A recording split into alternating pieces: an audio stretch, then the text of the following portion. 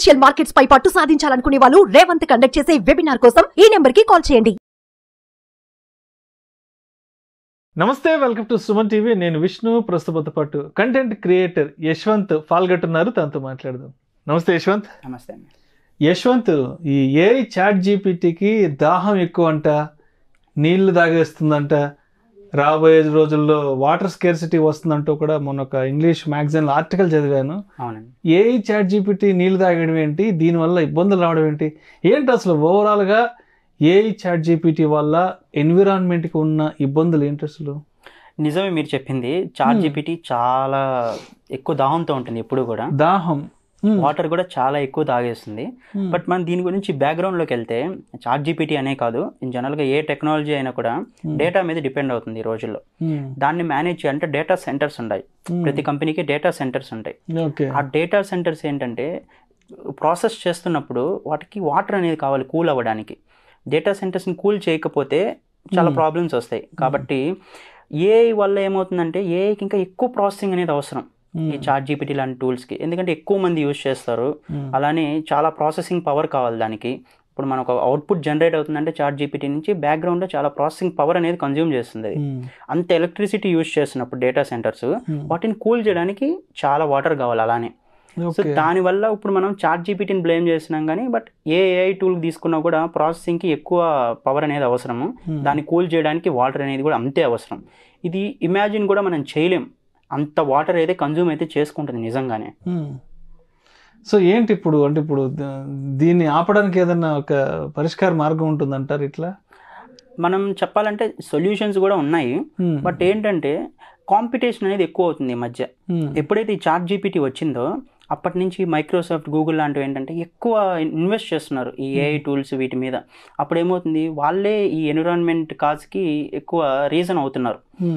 ఒక్క large data centre ఒక రోజుకి తీసుకునే వాటరు, ఒక రోజు తాగే వాటరు, ఒక టౌన్, ఒక 50,000 జనాభా ఉన్న టౌన్లో వాళ్ళు రోజంతా తాగే వాటర్తో సమానం.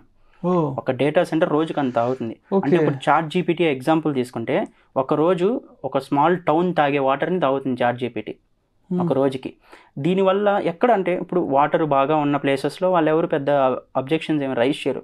బట్ ప్రపంచంలో చాలా దేశాల్లో వాటర్ ఒక పూటకు కూడా తాగడానికి ఇబ్బంది పడుతున్నారు. సో ఈ వాటర్ వాళ్ళకి ప్రొవైడ్ చేస్తే బాగుంటుంది కదా అని చాలా వరకు డిబేట్స్ అయితే జరుగుతున్నాయి అంతా కూడా. బట్ దీనికి సొల్యూషన్ అయితే ఇది కాదు. మనం ఏఐ చాట్ జీపీటీ వాడడం ఆపేస్తే ఈ వాటర్ వాళ్ళకి ఇవ్వచ్చు కదా అంటే, ఈ ఏఐ రాకముందు కూడా అవి అలానే ఉన్నాయి డ్రాట్లోనే. బట్ మనం ఏంటంటే ఏమన్నా ఎగ్జాంపుల్స్ చూడాలి, ఏమన్నా సోర్సెస్ చూసుకోవాలి అంతే. ఎందుకంటే టెక్నాలజీలో మనం అందరూ ముందుకెళ్తున్నాము, మిడిల్లో ఆపేద్దాం అంటే ఒకరు ఆపినా ఇంకొకరు ఆపరు. ఇది అసలు సొల్యూషన్ కాదు. చాలా వరకు దీని గురించి వాదిస్తారు. నేను ఇన్స్టాగ్రామ్లో కూడా ఒక రీల్ చూశాను ఈ మధ్య, మీరు చాట్ జీపీటీ యూజ్ చేయకండి, ఆపేయండి, మీ వల్ల అక్కడ కొంతమందికి వాటర్ ఉండట్లేదు అని. బట్ ఇది సొల్యూషన్ కాదు కదా. మీరు యూజ్ చేయకపోతే ఇంకొకరు యూజ్ చేస్తారు, ఇంకొకరు యూజ్ చేయకపోతే ఇంకొకరు. ఇది కాదు సొల్యూషన్. దీనికి వేస్ కూడా చాలా ఉన్నాయి యాక్చువల్లీ. ఏంటంటే ఇప్పుడు 2030 కల్లా గూగుల్ అండ్ మైక్రోసాఫ్ట్ ఒక డెసిషన్కి వచ్చారు. అప్పటి లోపల మేము ఈ వాటర్ రిడక్షన్ని తగ్గించాలి అని వాళ్ళైతే ఒక రోడ్ మ్యాప్తో అయితే వచ్చారు. వాటర్ రీప్లెనిషింగ్ అని, అంటే ఆల్రెడీ వాడిన వాటర్ని మళ్ళీ రీయూజ్ అయ్యేలాగా చేయడానికి ఏమైనా వేస్ట్ కానివ్వచ్చు, ఏమైనా హార్వెస్ట్ చేయడం కానివ్వచ్చు వాటర్ని, ఇలా చేయాలని అయితే వాళ్ళు డిసైడ్ అయితే అయ్యారు. బట్ ఇది ఎంత పాసిబుల్ అనేది మనం చెప్పలేం, ఎందుకంటే ఇంకా కాంపిటీషన్ పెరగచ్చు. మనం ఇప్పుడు గురించి మాట్లాడుతున్నాం 2030 కల్లా అలా అవుతుంది అని.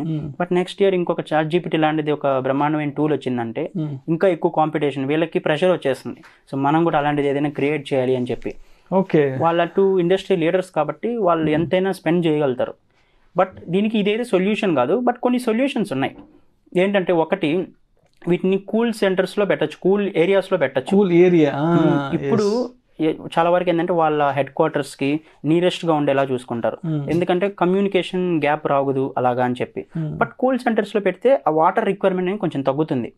ఇంకొకటి మనం ఇందాక మాట్లాడుకున్నట్టు ఈ వాటర్ రీప్లెనిషింగ్ అని, వీటిని హార్వెస్ట్ చేయడం కానీ ఇవి కూడా చేసుకోవచ్చు. ఇంకొకటి ఈ ఎలక్ట్రిసిటీ రీప్లేస్ చేసి fuel cells, hydrogen fuel cells ఉంటాయి, వాటిని యూజ్ చేయొచ్చు. వాటిని యూజ్ చేస్తే ఉన్నా వాటికి బై ప్రొడక్ట్స్గా వాటరే వస్తాయి. కాబట్టి అది కూడా ఒక ప్లస్ పాయింట్. అంటే ఇప్పుడు తీసుకున్నంత తీసుకోదు ఈ ఫ్యూయల్ సెల్స్ ఇలా మనం కన్వర్ట్ అయితే. సో ఇలాంటి వేస్ మనం ఫాలో అయితే ఈ వాటర్ యూజెస్ని తగ్గించడానికి అయితే ట్రై చేయొచ్చు. బట్ ప్రజెంట్ ఏంటంటే అంతా ఎవరు ఆలోచించట్లేదు. ముందు మనం రేస్లో గెలవాలి అని అయితే ఉన్నారు.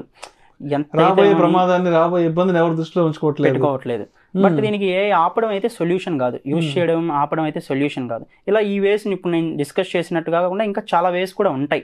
వాళ్ళు ఒక రోడ్ మ్యాప్ వచ్చి ఎన్విరాన్మెంటలిస్ట్ లో కన్సల్ట్ అయ్యి ఇలా వెళ్ళడం బెటర్. కానీ అంటే ఏదో మనం గెలవాలి రేస్ లో ముందుండాలి, ఓపెన్ అయ్యే కన్నా మనం ముందుండాలి, అలాంటి కమర్షియల్ థాట్ కాకుండా కొంచెం ఒక మానవతా దృక్పథంతో ఆలోచించినట్టుగా.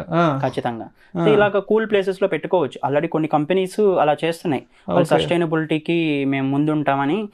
యూరోప్ లో చాలా ప్లేసెస్ లో ఏంటంటే కూల్ టెంపరేచర్స్ ఉంటాయి, అక్కడ డేటా సెంటర్స్ పెట్టుకుంటే ఏమవుతుందంటే వాటర్ రిక్వైర్మెంట్ తక్కువ ఉంటుంది. ఇప్పుడు అవి జరుగుతున్నాయి కూడా.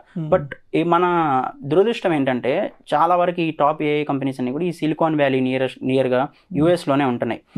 ఆ యుఎస్ పార్ట్ అంటే వెస్టర్న్ యుఎస్ ఎలా ఉంటుందంటే కొంచెం డ్రై ఏరియా, అది అంత కూల్ ఏరియా అయితే కాదు చాలా వరకు. అలాంటి ప్లేసెస్ లో డేటా సెంటర్స్ పెట్టున్నారు వాళ్ళ హెడ్ క్వార్టర్స్ కి నియర్ గా ఉంటుందని, సిలికాన్ వ్యాలీకి దగ్గరలో ఉంటుందని. సో దానివల్ల ఈ ప్రాబ్లమ్స్ అయితే ఫేస్ చేస్తున్నారు. వాళ్ళు కొంచెం మంచిగా ఆలోచించి ఏమన్నా చేయడానికి ట్రై చేయొచ్చు. ఈ ఫ్యూయల్ సెల్స్ కూడా ఒక best alternative. Hydrogen fuel cells కాబట్టి హైడ్రోజన్ అంటేనే మనకు తెలుసు బై ప్రొడక్ట్ గా వాటరే వస్తుంది ఎండ్ ప్రొడక్ట్ లా. కాబట్టి ఇలాంటివి ఏదైనా సస్టైనబుల్ ఆల్టర్నేటివ్స్ ఆలోచిస్తే మనం అయితే దీని నుంచి బయటపడచ్చు. Thank you so much Yashwant. Thanks అండి. ఏఐ చాట్ జీపీటీ వల్ల రాబోయే రోజుల్లో వాటర్ స్కేర్సిటీ ఎలా ఉంటుంది, మరి దీనికి పరిష్కారంగా చాట్ జీపీటీని ఆపకూడదు అనే దాని గురించి చాలా చక్కగా తెలియజేస్తే thank you so much Yashwant. Thanks.